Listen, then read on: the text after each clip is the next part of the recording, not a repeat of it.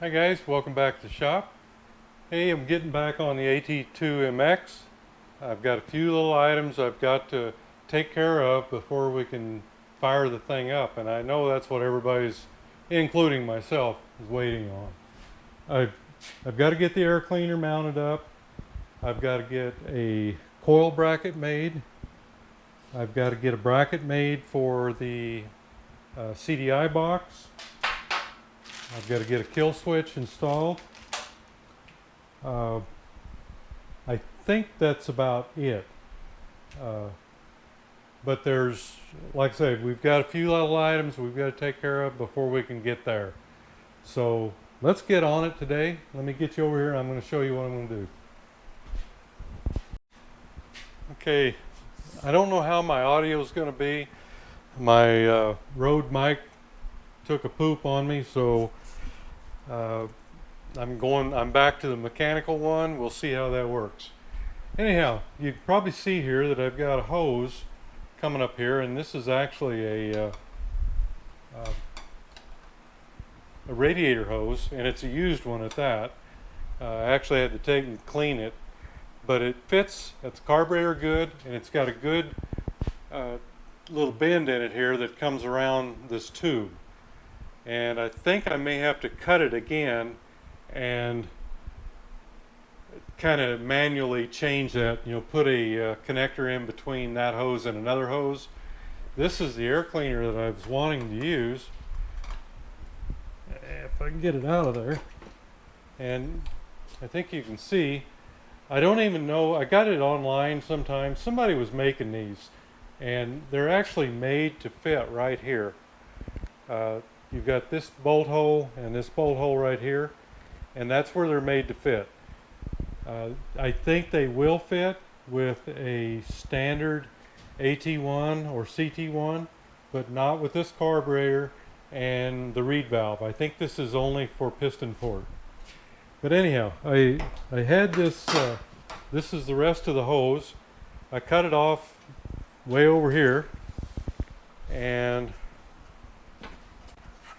I think what I'm going to have to do, I can get some movement out of this, but not a lot. And we'll see after I cut it. I've got to find out where I need to mount this for sure. I want it out of my way so that my leg is not going to, hit this or, catch on my pants or whatever. So I want that tucked in good enough to get it out of my way. And I'm probably going to have to make a bracket to either mount here, here, or here and here, or I may even have to weld a bracket on. We'll see as we go along. But anyhow, this is a pretty nice fit, and it really goes right around that tube well. I think you can see here. So, like I say, I can get some movement out of this, but you don't want a lot, or you're going to end up with this thing not wanting to stay on the carburetor. So we've got that, and I need a coil before I can run the thing. So I've got a bracket I'm making for that. That'll be, I think, the first thing, and then a kill switch so we can turn it off afterwards, and a bracket to mount the CDI box. If you remember, this is the one that I built the stator plate for the CDI off of the, I think it's 74 YZ. It was 130 or 120 millimeter, and we had to have 130 millimeter, and it's got the internal rotor. So that we've got to adapt yet. I've got the pipe painted. I did that this morning. This is the stock AT-2 MX pipe. I was able to find that. Don't ask me what I paid. And at this point, I'm going to get on the bracket for the coil, because I also needed to get a coil for the CDI. Actually, I really don't know whether you have to, but I did just to make sure I didn't have any problems. I think when I checked the spark before, I just used a standard 6-volt coil. Anyhow, this is I've got a piece of aluminum here that actually this came from part of the carburetor mount that we made the other day, and I'm just going to cut out a square here where this piece will fit into, and then once we set that down we'll mark the holes here, and once we get it mounted on the bracket then we'll take it over to the frame and it will mount under the tank up here, actually on the other side, right up here. So those two holes, that's where they normally fit. This one's a little bit different, and there's not a mount for it, so that's why I need to do the mount. But the main part of the coil will set in here, so it'll be out of the way of the gas tank. So that's the first thing we're going to tackle. Let's get on that. Okay, let's get our little notch cut out here.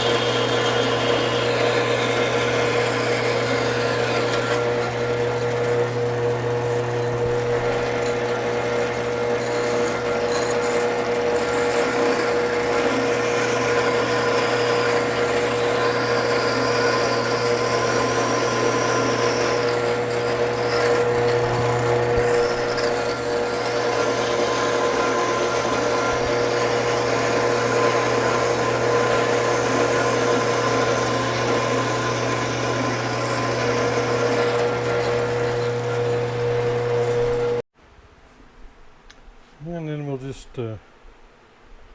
mark it a little bit.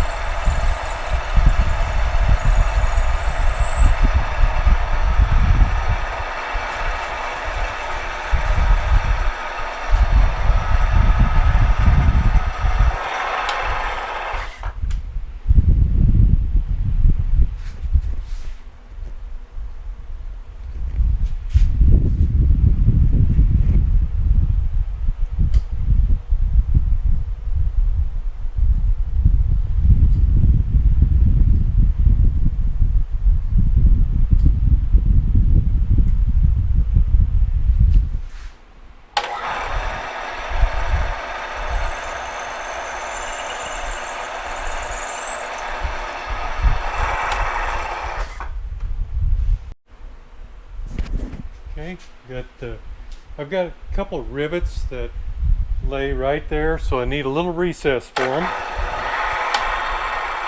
Other way.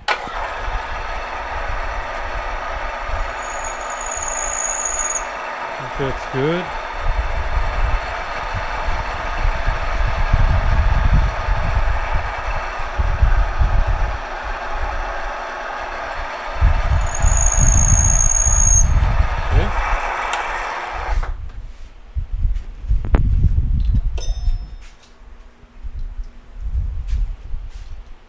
Let me kind of show you the relationship there.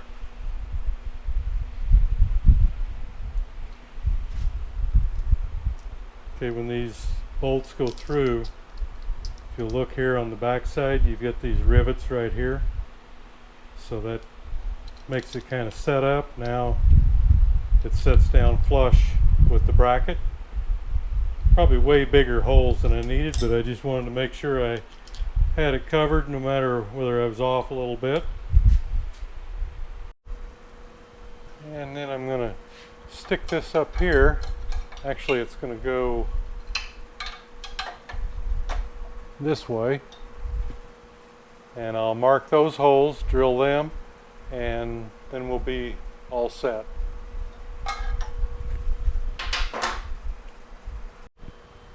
Alright, get that mounted up here. I think my tank is going to clear okay. And we've got our wire going to the mag, and then we've got this one. I'm going to put a new boot on that. I got one right here. That should be tucked in out of the way, and that should be good there.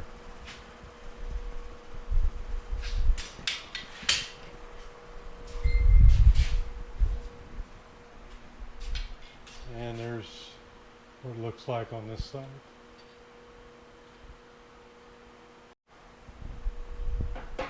Alright, let's just get that new boot on there. Just cut off a little bit at the end there where it was. So you've got fresh wire to screw your cap onto. And first thing you need to get up there is your new boot. And let me get some soap. Okay, I've got the boot slid up there, and you just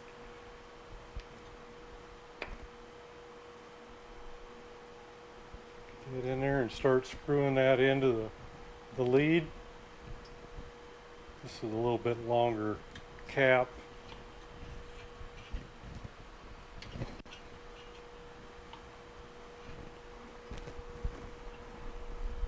There we go.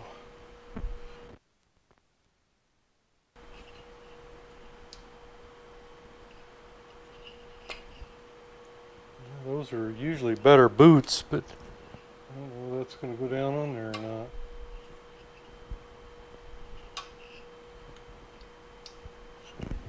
Let me look at my inventory here. There we go. There's different boots, some of them that have an extra piece in there. See how this one has got the extra piece in there? That would be better for mud and water and stuff, but it's causing me an issue. Maybe if it was lubricated it'd be better, but I think I'll just go ahead and use this one.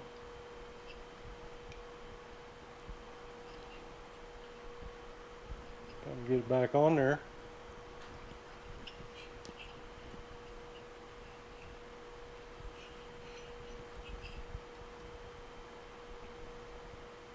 There.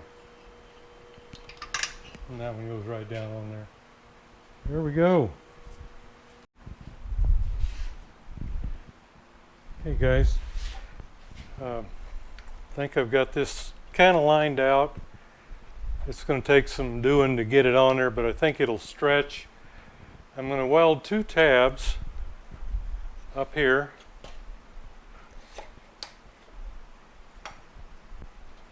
I've already had the seat up and got on it, and yeah, I can feel it a little bit, but it's kind of out of the way.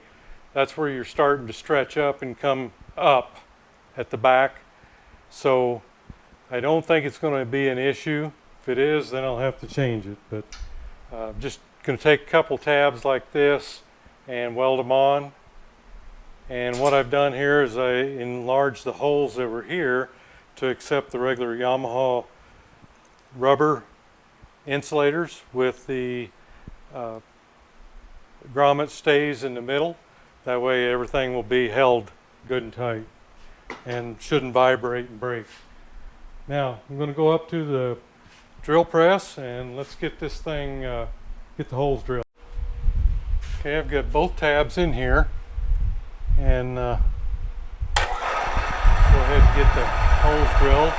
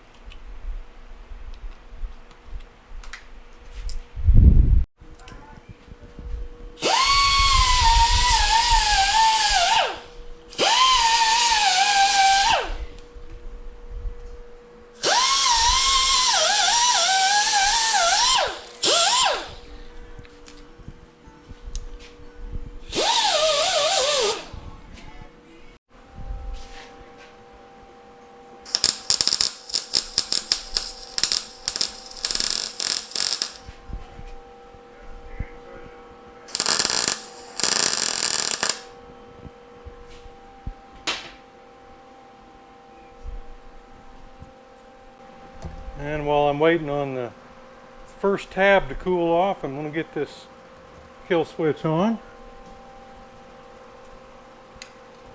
Okay.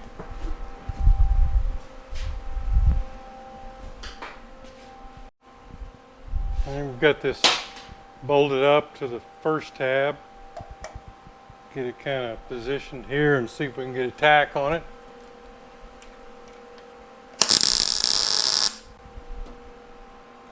That should hold it. And we'll get the get it disconnected here, and I'll go ahead and weld it up.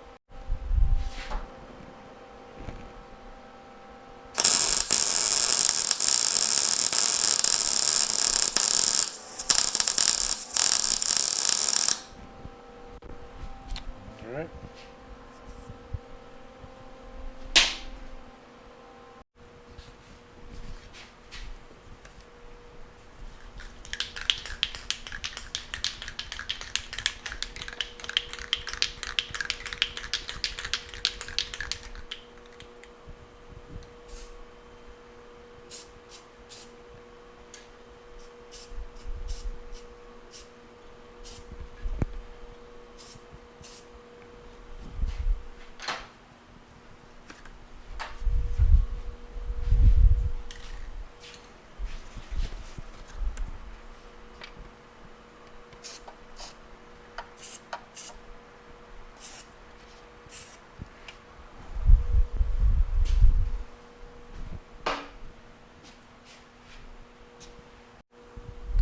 Okay, we've got this this bolted up here. I've got one more. I'm going to use the existing bracket here. I've got another bracket made. It's got a little twist in it, and that will go up there and then be pop riveted into the back just like this one is right here.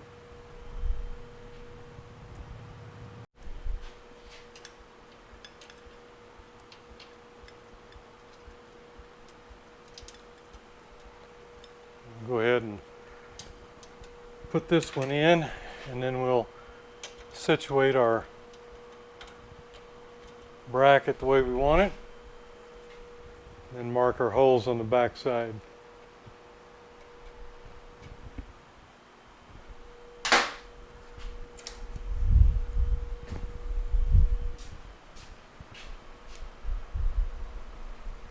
Well, I think I need to twist it a little bit.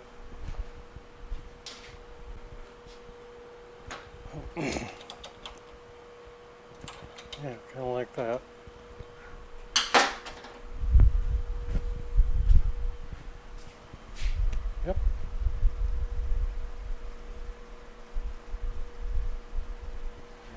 we can go ahead and drill those and pop rivet it in.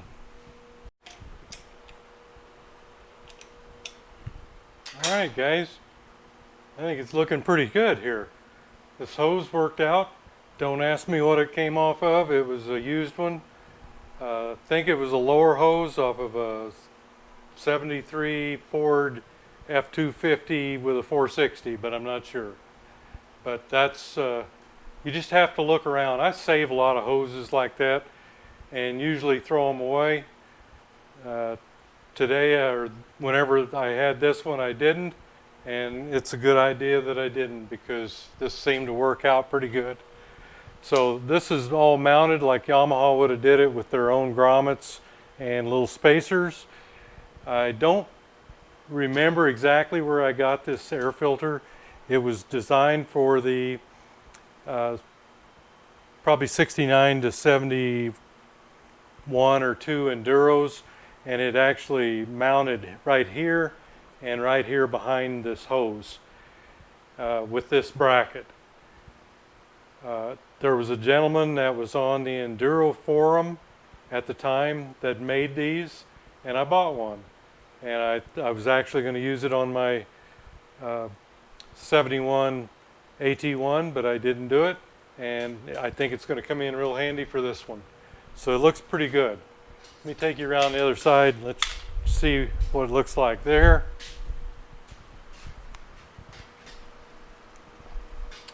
So it's just this here is made out of like a piece of plumbing, and this is too. You know, the PVC type plumbing supplies. And I think most of the air cleaner itself was made from hardware parts, but he did a really nice job, and I was able to make it fit. And it looks very good here. We've got, it actually does touch this one little place here, but right there, it's we've got clearance. I could probably cut this piece off because I'm not going to need it, but if it doesn't interfere, you know, if it doesn't chafe through, then I'm not going to worry about it. So we've got our kill switch up here, we've got the coil attached, we've got our air cleaner attached. Just the next thing I need to work on is the CD box.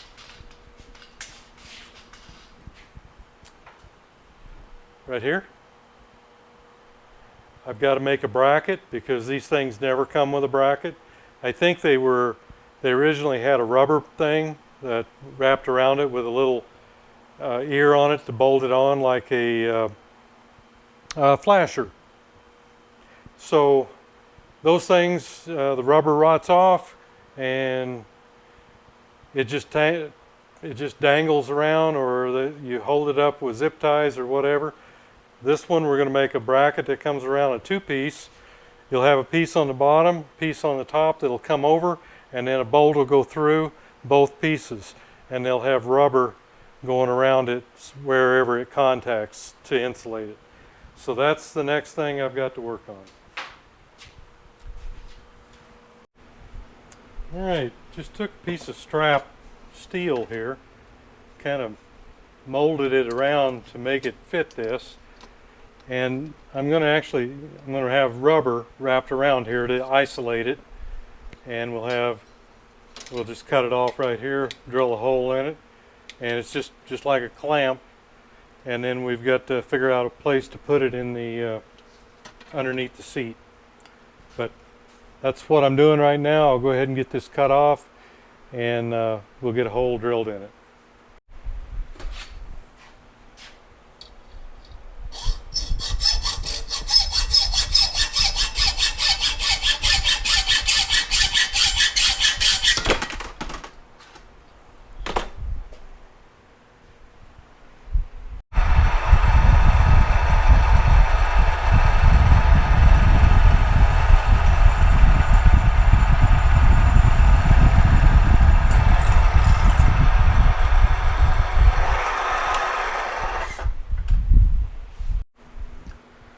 Okay, need something just a little wider than this area right here.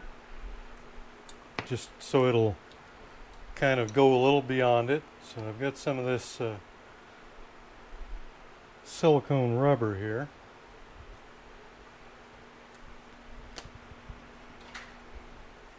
And just get her pretty close and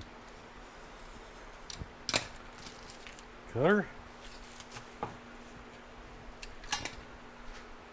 And see, that'll give us a little beyond.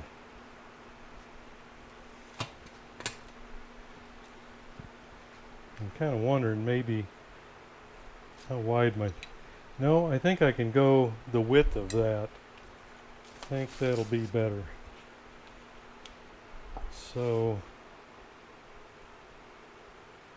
let me trim it here.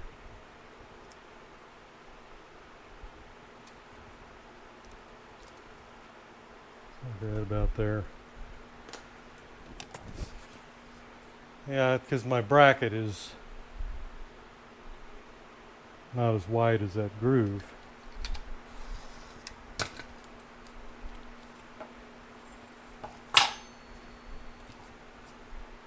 Yeah, that'll work.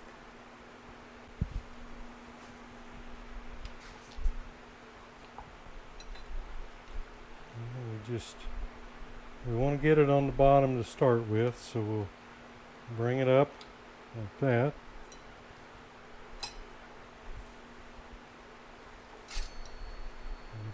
Open this up a little bit to get it in there. Should be a little bigger.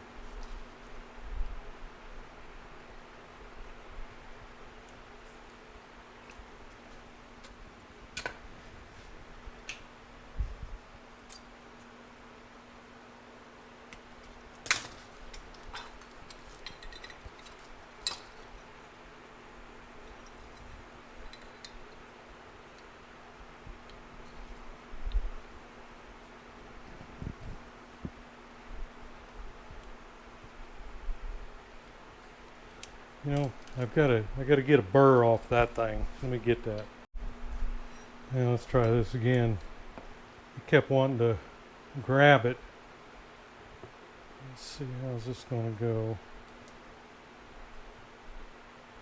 I'm gonna do it like that. So I'll start with a little extra up there.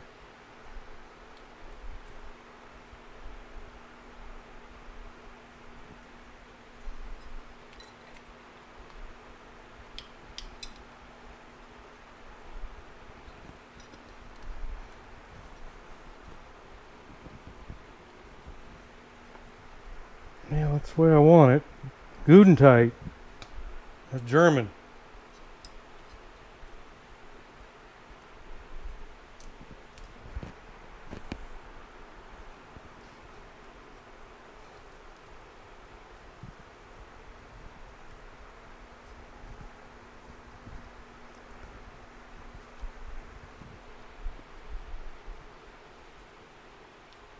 Whoops.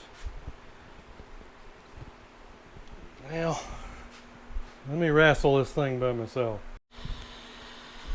Okay, there we go. That should hold it. We'll put a little spacer in between there to pull that up. I think. We'll see. We'll see how much it pulls up. If not, it'll probably just be a couple of washers, thick washers. Okay, guys, we're gonna mount this upside down here with the cables to this side because that's where these are, and I'm going to make another bracket that comes across here, and it's got the rubber insulators just like the other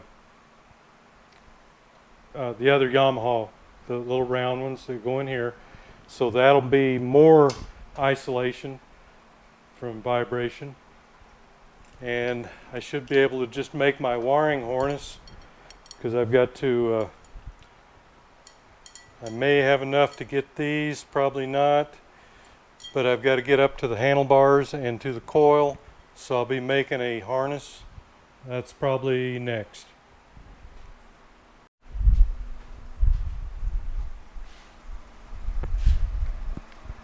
Get the little rubber insulators.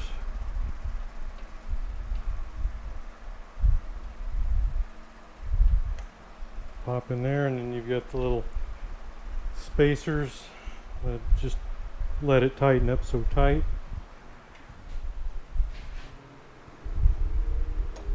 And that's going to be our bracket. And then the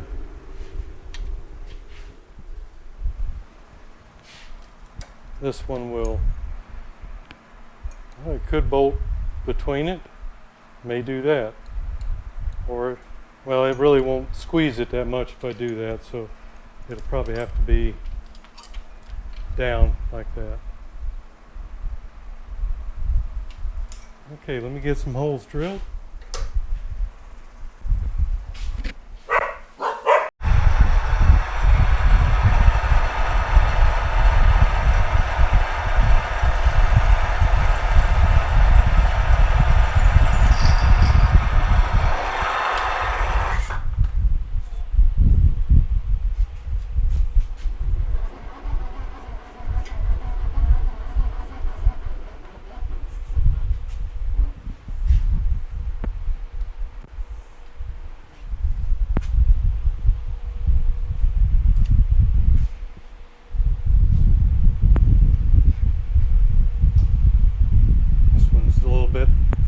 Off from the other one, it's just the way it is on the frame.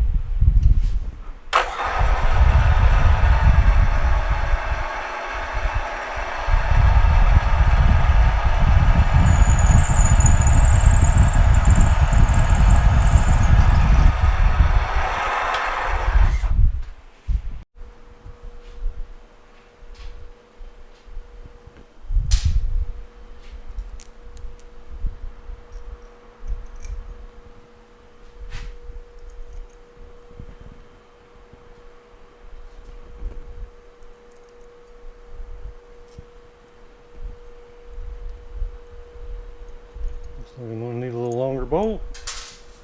Let's see what I can find.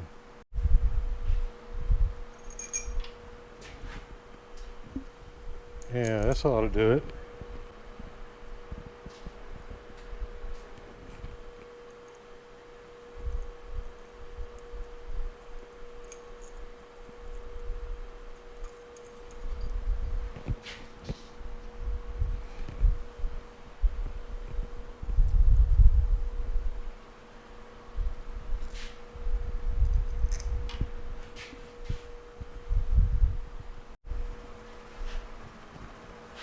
I just stuck about 3 washers in between the 2 pieces where they come together. I think that's going to give us just enough compression to keep this from moving.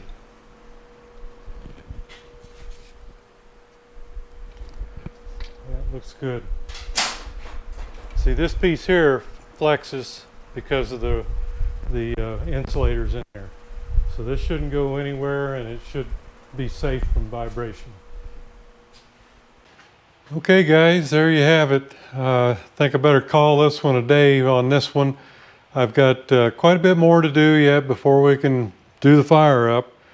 I've got to get the wiring harness made.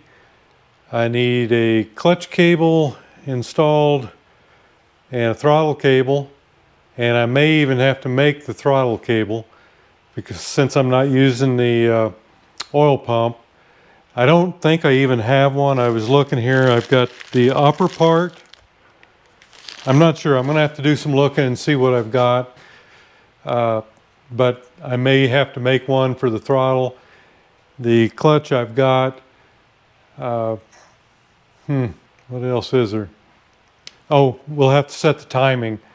I did this, I mocked that ignition up on the CT2,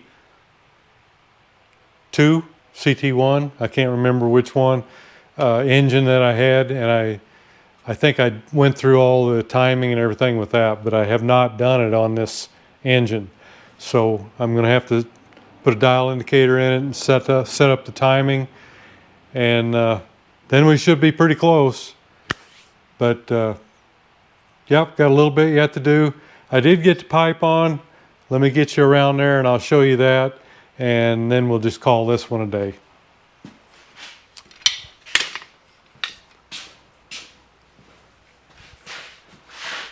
So there you go. All painted up. First time it's been painted since it was painted at the factory. Looks pretty good. We've got our gap in here. And actually I've got to take that back off to put the